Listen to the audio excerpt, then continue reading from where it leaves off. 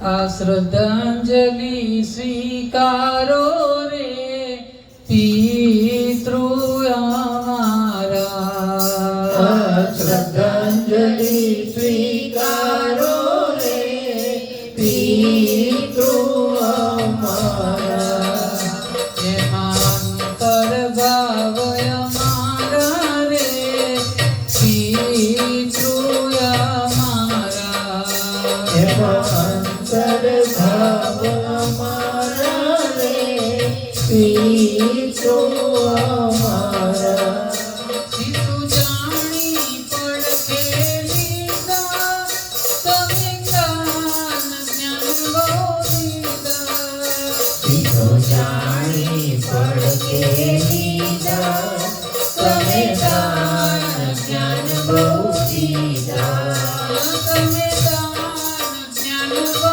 દીધા, તમે દાન જ્ઞાન બહુ દીધા, ઉપકારો તમે બહુ કીધા રે પિતૃ અમારા, ઉપકારો તમે બહુ કીધા રે પિતૃ અમારા, શ્રદ્ધાંજલિ સ્વીકારો રે પિતૃ અમારા, શ્રદ્ધાંજલિ સ્વીકારો રે પિતૃ અમારા, પિતૃઓના આશીર્વાદથી આપણે તો અહીંયા બેઠા છે હો ગંગા કિનારે.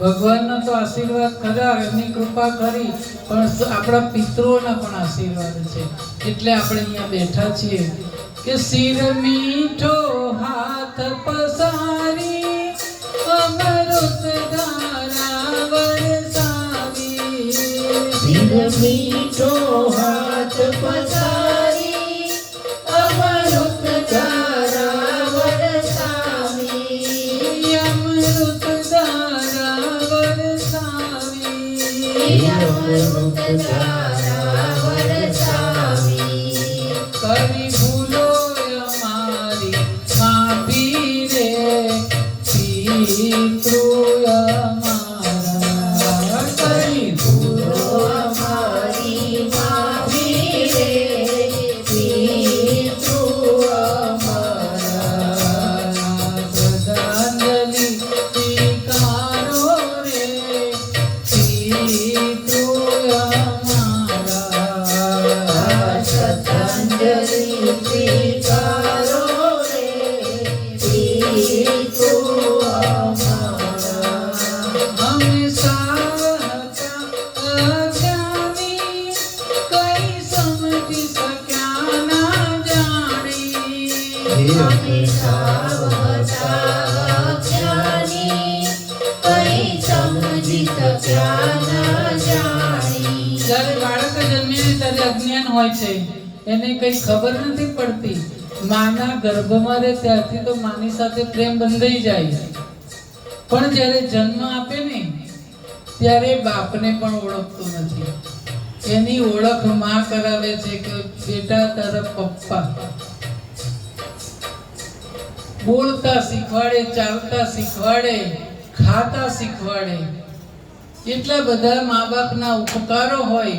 મોટા થાય પછી બાપ એને ધંધા ઉપર વળગાડે, એને કંઈ પણ ભૂલ હોય તો સમજાવે, એને સારું જ્ઞાન આપે કે મારા કરતા મારા બેટો સવાયો થાય. અને એટલા માટે કહે છે કે અમે સાવ હતા અજ્ઞાની કઈ સમજી શક્યા ના જાણી, અમે સાવતા અજ્ઞાની કઈ સમજી શક્યા ના જાણી, તમે શીખ દીધી મન માની રે પિતૃ અમારા, તમે શીખ દીધી મન માની રે પિતૃ અમારા, સંસ્કારો સમાપી મનની મૂંઝવણો ટાળી, સંસ્કારો સમાપી મનની મૂંઝવણો તને દોલત ના હોય ને તો કોઈ જરૂર નથી. આજના સંતાનો એવી આશા ના રાખી કે મારા બાપ બધું ભેગું જ કરે, પણ તમને જે સંસ્કાર આપ્યા છે એ સંસ્કારથી તમે નીતિથી ચાલશો ને તો તમારા કર્મની અંદર જે લખાઈને આવ્યા છે એમાં તો તારો બાપ પણ કશું સુધારી નથી શકવાનો. સુખ અને દુઃખ તો આપણા કર્મને આધીન છે, પણ સારા સંસ્કારો અને નીતિથી જીવવાનું જો બાપ શીખવાડે ને એ જ આપણી મૂડી છે. અને ત્યારે કહે છે કે સંસ્કારો ઉત્તમ આપી મનની મૂંઝવણો ટાળી. સંસ્કારો ઉત્તમ આપી મનની મૂંઝવણો ટાળી. તમે છાપ ભક્તિની છાપી રે પિતૃ અમારા. તમે છાપ ભક્તિની છાપી રે પિતૃ અમારા. તમે જ્ઞાન દીપક પ્રગટાવી અંધારો દૂર હટાવી. તમે જ્ઞાન દીપક પ્રગટાવી અંધારું દૂર હટાવી. આપણે દીકરાને સંતાનોને કહીએ કે એકવાર તમે જાત્રા કરી આવો ગોવાની મહાબળેશ્વરને તો પછી એ જવાશે કાશ્મીર ફરવા. પણ જ્યાં સુધી પગ ચાલે છે ત્યાં સુધી આ ભક્તિ કરી લો. ક્યારે આમ કરતા કરતા જતા રહેશું. તમે જુઓ કોરોનામાં નાના છોકરાઓ મરી ગયા. એમને એમ હતું કે અમે મોટા થઈને ભક્તિ કરીશું, કરવા નથી રહ્યા. 40 વર્ષે 30 વર્ષે આપણને ખબર નથી આપણી ક્યારે આ કાયા પડવાની છે. તો પછી આજનો દિવસ જ્યારે આજે આપણને આપી છે પડ તારી પડ એક રીતિ જાય છે, તને ખબર નથી પડતી કે તારી કાયા ક્યારે પડી જશે. એટલે આપણે આપણા સંતાનોને કહીએ કે બેટા જ્યાં સુધી તમારા હાથ પગ ચાલે ને ત્યાં સુધી પહેલા જાત્રા કરી આવજો.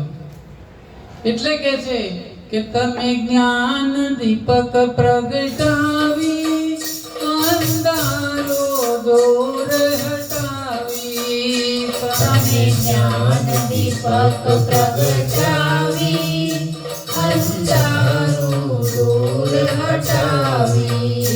ચાલ્યા ભક્તિનો રાહ બતાવી રે પિતૃ અમારા.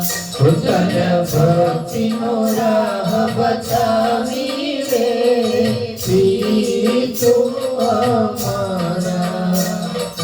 શ્રદ્ધાંજલિ સ્વીકારો રે પિતૃ અમારા. શ્રદ્ધાંજલિ સ્વીકારો રે પિતૃ અમારા. હવે જ્યારે કુરુક્ષેત્રમાં જે યુદ્ધ થયું હતું